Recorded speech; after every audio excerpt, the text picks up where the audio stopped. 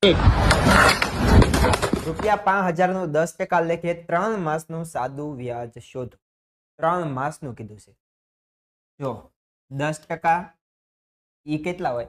જે આપણે ટકાવારી આપી હોય ને આખા વર્ષની આપી હોય, એટલે કે 12 મહિનાની 12 માસની ટકાવારી આપેલી છે, જેમાંથી આપણે 3 માસનું શોધવાનું. તો 12 ના અડધા 6 માસ અને 6 ના અડધા 3 માસ.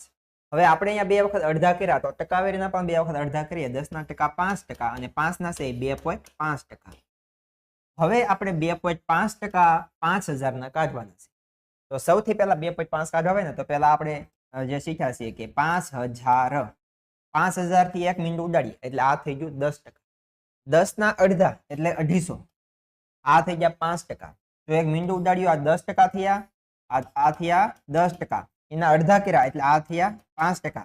5% ના અડધા કરીએ એટલે 2.5%. એટલે આવડો આવી જશે, જવાબ આવડો આવી જશે. તો આના અડધા થશે 125.